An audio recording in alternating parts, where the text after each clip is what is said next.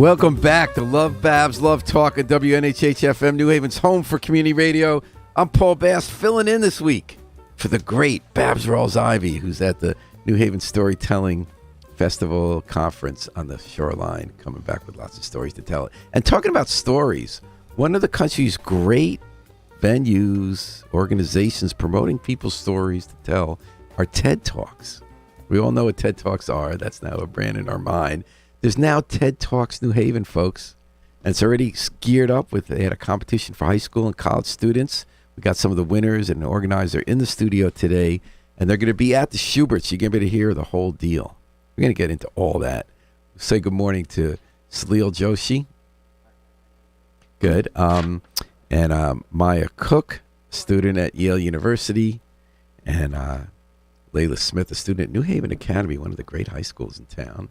And before we get to TED Talks, very separate from TED Talks, in no way reflecting the TED Talks organization or anything about TED Talks, while you walked in here this morning, hundreds of New Haven high school students were walking out of their high schools. They hopped on the city buses and they came to the Green. And they're protesting. Last segment we had a live report on that. Layla, do you know what this is all about? Yes, so there's an organization called Citywide Youth Coalition, and they planned this whole thing. Oh, that's who did this. Yep. Okay, I know them. One of our student speakers actually is part of that helped organize it. Oh, wow. Yeah. Okay. Yeah. And right, but we're keeping it separate from TED Talks, even though one of them organized. Right? Okay, got it. Yeah, so Citywide planned this because just for like restorative justice and a lot of other issues in New Haven public schools. So pretty much the students were like, we are going to walk out of school, and now students from a ton of different high schools in New Haven are all downtown. And me coming from social justice high school, like I totally support all of this. And I know a lot of my friends are walking out. If I go back to school today, my classes might be empty. But yeah, so I love to see all the support, all the flags downtown when I drove down here. It was amazing. So. You know, I really felt for you guys. Just we've had a lot of stories about how it's not just New Haven, it's everywhere. Schools have kind of become not dysfunctional places during the pandemic. Problems that exist in society, exist in schools, have magnified during the pandemic. You know, we have security guards, principals going to the hospital, students feeling really no one they could talk to. I don't see any villains in this. Maybe I'm wrong. I kind of feel like we're trying to figure out what to do. Yeah, so New Haven Academy, I feel like they do a good job with this because we have something where students, instead of like a principal like doing disciplinary action, students actually talk to underclassmen, like seniors, when like an incident happens. Like say two students get in a huge argument and they're freshmen, a senior will be pulled out of class and they'll like facilitate that whole conversation. So like I feel like New Haven Academy, especially like my school, that's one of the reasons why I went there, because I knew that the way our school is structured, we really make sure that like students have a voice, and our principal and assistant principal, they do a really good job of like whenever Greg Baldwin, Meredith Gabbard founded the school, and they're still there. And it's what a special place. And, you know, every kid you meet there just blows your mind what great kids they are. I don't know if I should say kids anymore. You're allowed to say we say young adults, whatever. So they, can you think of a day, and then we'll finish this segment. Can you think of a day where you were pulled out of class or there was a problem or something, you saw a specific way that restorative justice, student-on-student intervention solved the problem or addressed the problem? So personally, I'm not a peer mediator, but one of my classmates, Amira Harris, she's actually a peer mediator at our school. And there was an incident between a teacher and a student. I won't go specifically into it. No names, yeah. But yeah, like I just feel like the fact that a senior was able to, you know, help this situation between a teacher and a student, it shows how like NHA does a really good job of like flipping the structure of high schools, and like, you know, a teacher was willing to allow that intervention. Yes, it was amazing. Awesome. I'm glad NHA is still going strong, and I'm glad we have TEDx in New Haven. So Salil, tell us what this is all about. We know we always see the TED Talks, we all watch them. You know, interesting, cool people, either the world, people like Greta or Bill Gates or someone you never heard of who has some great story about surviving a tragedy or inventing something special. I guess before in the air, you told me you've been involved with TED Talks, and they do these local chapters. Is that the word? Absolutely, yeah. They're independently organized events. So, and I'm going to ask you to go close to the mic. So, but it's an organization, correct? Absolutely. Okay. So the larger TED brand is a overarching organization that allows individuals like myself and Gauravi Pato, who's my co-founder for TEDx New Haven, to host TED like talks at local communities. The TedX, the X stands for independently organized. We okay. apply for a license. They grant us the right to use their branding, and we get to meet great individuals like yourself and these students here today amongst our other speakers. And happy to be part of this, ingratiate ourselves in the community, and look forward to fostering. So is this a nonprofit, a for-profit? It's a nonprofit organization. We also have a nonprofit organization that puts the TEDx New Haven brand underneath it for the kind of tax purposes and the opportunity to ingratiate So ourselves. it's so interesting how the nonprofit world works. If you want to do good, but you still got to like pay the bills, right? So you're like a franchisee. And I wouldn't go that far, but I think we have to pay the piper and pay those bills in form of ticket sales and acquiring sponsorships, but not a franchisee, just a licensee. So you set up recently a TEDx New Haven organization. Correct. And what does that do? A couple of events a year, 1 year? Yeah, so we have, right now, this is our inaugural event on June 11th at the Schubert Theater. Moving forward, we look to have future programmatic material. We're actually working with the city. I'm sorry, I missed the last word. Programmatic? Future programmatic material, yeah. We're looking to work with the city to establish and foster more discussions about topics within the greater New Haven region that are applicable. And bring in more great minds like we have in the state of Connecticut and in the greater New Haven region to foster more discussion in the forms of TEDx we sure women. Need that. What could be better than being able to talk about the big issues? And so why did you decide to do this in New Haven? Yeah, kind of a dumb question. Actually, no, absolutely not. I think it's a very applicable question. We find that the city of New Haven, the greater New Haven region, is a melting pot of great minds. Youthful ideas and entrepreneurship in many different areas, and we felt that there was a gap in a platform that allows for ideas where it's spreading, which is the mission of TEDx. And we get the opportunity to meet an individual like Maya, who's going to be speaking about Citizens United, or an individual like Layla, who will be talking about implicit bias, or our graduate student speaker winner, who will be talking about maternal weathering in the people of color community. And we look to foster these engagements and bring the community together to learn about new ideas that are applicable to them and the world as a whole. So that's a great idea. We're talking about TEDx New Haven, a new TED Talks organization in New Haven. They're going to do their inaugural event June 11th. We'll give you details a little more later at the Schubert with student winners of a competition. So tell me how you got that together. You had a student-wide speaker competition April 30th in New Haven City Hall. Correct. So we actually had 3 rounds for this. The first 2 rounds, we had about 34 students apply from throughout the state, 3 divisions, high school, undergraduate, and graduate. We had about 11 or 12 students per division. We worked with each student and coached them, provided them with feedback on what they were talking about virtually for the first 2 rounds, and then had an in-person judged competition with stakeholders from the community, education consultants. Alderman Daryl Brackeen Jr. was one of our sponsors for that particular event, and we are very grateful to the City of New Haven and City Hall for allowing us to host the judge competition. And you picked how many winners? 3? We picked 1 from every division, 3 total. And then they're going to give a talk of how long at the Schubert? Yeah, so I think maybe Layla and Maya can speak about how long their talks are going to be, but we range between 10 minutes to 18 minutes depending on the topic. The other speakers, the professional speakers, the 13 others will be speaking for 18 minutes each. Oh, there are 13 other speakers? Yes, there are a total of 16 speakers at our event. Happy to kind of go through and talk a little bit about without giving me every one of them, give me a general sense of who the other 13 will be. Yeah, so we have individuals coming from, so one person, Jeff Bravin, Executive Director for the American School for Deaf. We will actually have ASL interpreters on stage for all of the speakers. He himself was an attendee of the School for Deaf. We have Jason Few from Fuel Cell Energy from out of Danbury, a leading green tech company. Other people, Lewis Reed from Reform Alliance down in Bridgeport.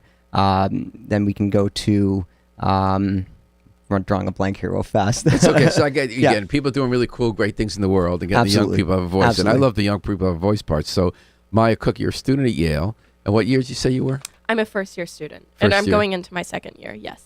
Going into your next year. Oh, yeah, that's right. You're done. School's done. Yes, just finished that finals. whole theory, Yay, the more finals. you pay for school. How was your first year? It was excellent. I love being in New Haven. I originally come from Louisville, Kentucky, which is the outskirts of Louisville, which is a very rural area. So coming to the city has just been like a whole new experience in of itself, and I've really enjoyed it. Obviously, I mean, it's no surprise that Yale is difficult, But I've just loved that they've been able to match my passions with resources. Well, welcome to New Haven. I Thank fell you. in love with New Haven when I came as a freshman in 1978. I never left. Oh, wow. Yes. I raised my kids here. I just think it's the greatest city. No, I love it. So, and also Citizens United obviously is a topic dear to our hearts as journalists. You know, it said that corporations are people. Was a U.S. Supreme Court decision that paved the way to allow for unlimited donations Correct. by corporations in political campaigns. Mhm. So what made you take on this topic, and what did you discover? Right. So I started learning about this topic back in high school. I was a debate student. And when I first learned about it, I was very confused. I was like, is this like a euphemism? Is this a misnomer? Because Citizens United, you know, that sounds like. And what it really was is a group that was doing like an attack movie on Hillary Right. Clinton with right-wing money. Yeah. Well, who's united is the question we have to ask. So I've tried explaining this to like my family, and they're like, you know, what is it? Like, why is it bad? But no, ultimately, I've tackled this like in debate in high school, and then coming into Yale, I got research on it. So I'm currently conducting an empirical study of Citizens United, trying to prove that it has disadvantaged minority communities in general elections. Oh, no, that's an angle, because remember, labor unions are very much allied with corporations in wanting to have no limits on donations, right? That's one of those weird alliances you find in politics. So why did you choose to pick that angle on it about the impact on it? Well, typically when we look at Citizens United and lobbying, I'm not suggesting that lobbying is a bad thing. You know, obviously it's a vehicle for change and a vehicle for people to, you know, have their rights represented in government. But when you have lobby groups that are not voting, or that politicians work with, and they're not voting in line with the preferences of their citizens, then that's dangerous. We Because don't it costs a want- lot of money to run for office, and they know they can get a lot of money from an industry if they pass legislation that's in the interest of the industry rather than the interest of the public. Absolutely, yes. So it kind of goes to the question of, you know, who are your representatives necessarily representing? So if your representatives are not representing, for example, minority groups who traditionally, you know, don't have a lot of representation in government, then Citizens United would only amplify that. You know, there's no more infrastructure to protect against it. So that's the angle that I'm coming at. And I guess they said that corporations are people, so they have First Amendment rights, right? They That did, was the but I have basis to of be it, very right? careful, because legal scholars will come at you if you say that corporations are people. That comes from this legal doctrine called corporate personhood.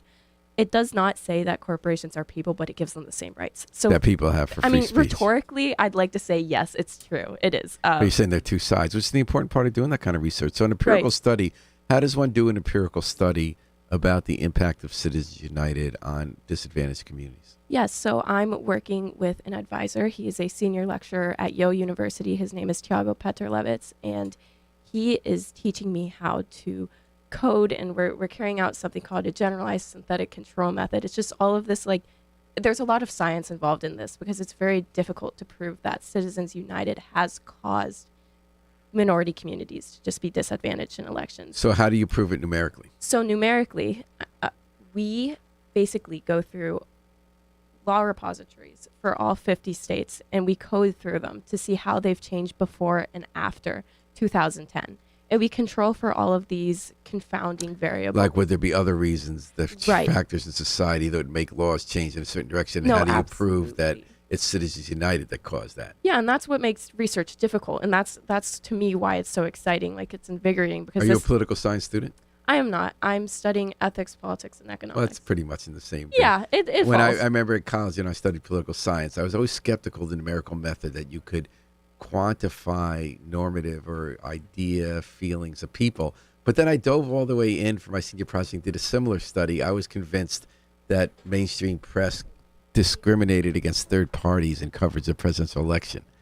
And I really enjoyed trying to see it from that method from the other side, where they had the tables where you would randomly pick newspapers to survey based on, so you not have a bias in how you select them and all that kind of stuff. It was kind of fun. No, that's wonderful. Yeah. And I can't wait to see what you come up. So you're in the midst of this. I am, and I'm going to be staying in New Haven this summer. I'm going to continue this research, and we're going to be Excellent. coding through those. So laws. what do you, when you talk at this event, the Schubert for the new TedX organization, are you going to be drawing on that research or the research you done? Because I found it interesting to talk about how, like, it's not so simple to say corporations are people was the Right. outcome of that decision. Yeah, absolutely.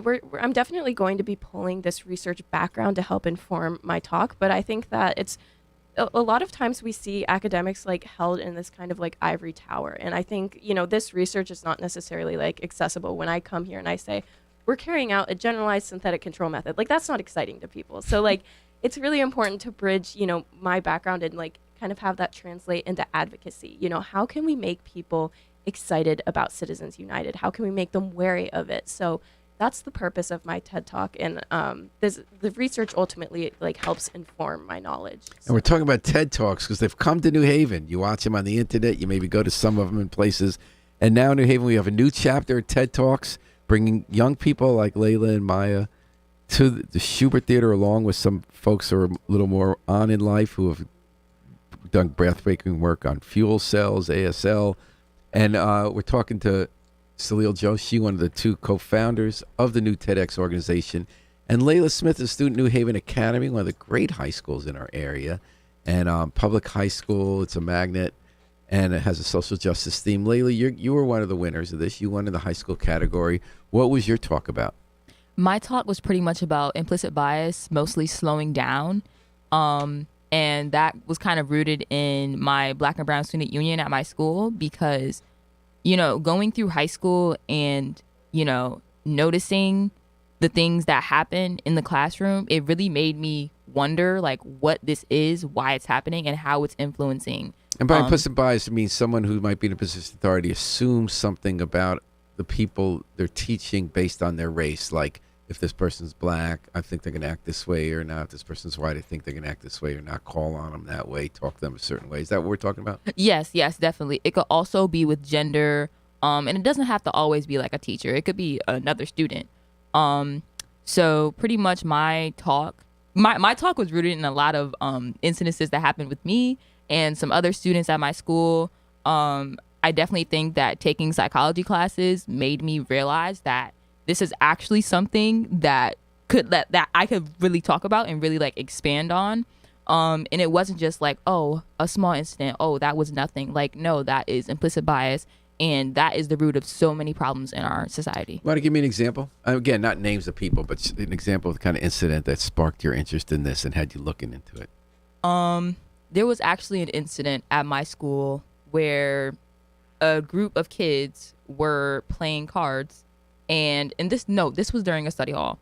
And they were playing cards. And the teacher walked over and said to another student that wasn't playing with them that they looked like they're going to break out into a basketball game.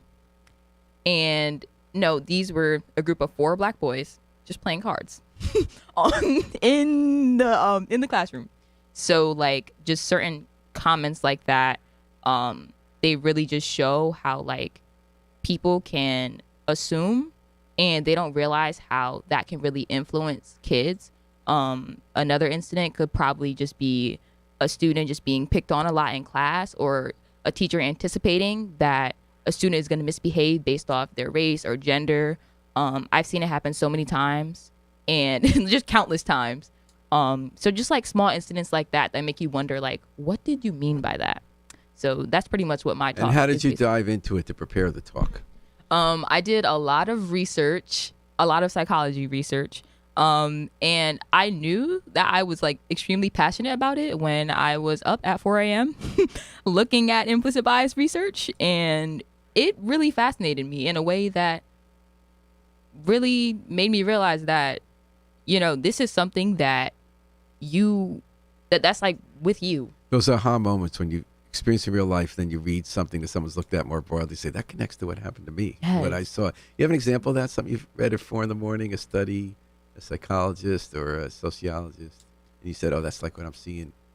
I would say there was this one study that showed how in court, defendants who appear more black were had double the likelihood of getting the death sentence. And I thought that stuff's deep.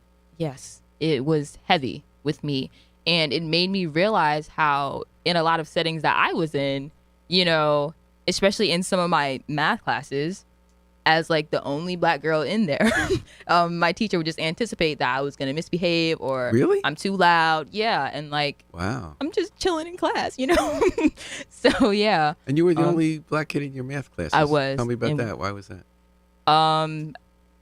I What, don't. what kind of class was it? It was like an advanced placement class. So it was an AP class. Yeah. So I remember, this is no generation earlier, when my kids were in class, it was a challenge getting more kids of color into AP. Yes. And part of it was having teachers of color. So there was an Afro-Latina teacher who was very popular who taught psychology. And I love the way teenagers love psychology. I mean, that's just like a very exciting subject, right? You can see them turned on because they want to figure out people in their world. And she was a great teacher. And she had the class with the most diverse student body, and they did great on the test because they loved learning with her. She was a lot of fun. So I don't know. I wonder how it's still 2022. You're the only student of color in an AP math class. Well, I'm the only black student of color. Like I'm the only black girl, like not mixed race or anything. Just like Yeah. the only black girl. Because I mean, Robert Moses during the Civil Rights Movement said math. Like we got to deal with this. They were saying this in 1960 that we got to remove those barriers because math is an important part of the toolkit for kids becoming adults. Yeah. So anyway, it's exciting. So tell me, both of you, about the process for how you heard about participating in this TED competition and then the help you get. I was interested when Salil was telling us about they work with you to try to hone your talk, which I thought sounds like a great part of it. So the way that I came across this, one of my closest friends actually sent me the link to apply. So of course I was really excited to do this because I wanted to share my work on Citizens United in an accessible way. So I spent the last semester, I've testified in front of the Connecticut General Assembly. Oh, really? Yes. How fun. On increased campaign transparency. So yeah, it's just, I wanted another means to speak about this in a way that more people are going to listen, because I don't know how many people actually listen to testimony. There was a time we talked a lot about Citizens United, and now we got things like COVID on our mind in Ukraine. Yes. So, Layla, how about you? How did you get hooked up with it, and what kind of help did you get in crafting the talk? What's funny is my mom was scrolling on Facebook, and she saw that she saw the post for TEDx New Haven, and no, this was the day before it was due. But she knew I always wanted to do a TED Talk like and that. Why was that? Simply because I did debate, just like Maya. I did debate too. Yeah. Nerds. Yes. And something about public speaking was just really important to me. I also went to a arts middle school, and Betsy Ross? Yeah, I went to Betsy Ross. And my emphasis was theater. So that idea of public speaking, it was just always in my heart. And yeah, so the process. And you watched TED Talks? Yeah, I actually did. Yeah, I watched a few. Some of my research actually is quoted, some quoted TED Talks. And the process was really awesome for me because I feel like it's necessary to get feedback from people because, when you go in, you're yeah, I have this plan. It's going to be great. But then you get feedback and it allows you to really sit back, just like my talk says, and be wow, I have things I need to improve on. So, yeah. Well, I think you both sound great, and I think you're worth the price of admission, just yourself, not counting the other 14 people are going to be speaking. But there will be 16 speakers. And an art show. And an art show at the Schubert Theater on Saturday, June 11th, which is going to be the debut event. Yes, and quick plug to ECA. They are at the Magnet School working with us to host the art show. And they do have great. They do. They're great also in theater and writing. So that's it, folks. TEDx is in New Haven. It's getting going. We just heard from two wonderful young people. It's so great to hear you just talk what you care about. I care about what you care about, too, and I love hearing what you're doing with it. And still, Josh, great luck. Pleasure. Do you want to give a final plug for where you want people to come on June 11th Absolutely. to the Schubert Theater? Come see TEDx New Haven at the Schubert Theater on June 11th. We are having an art show, 16 amazing speakers from the greater New Haven and Connecticut region. And last but not least, having these two lovely women speak at TEDx New Haven. We will have a reception at Jazzy's at the end of the day. Jazzy's, that's a great Yeah, time. absolutely. We love them. Come visit us on TEDxNewhaven.com to purchase your ticket. Look forward to seeing you there.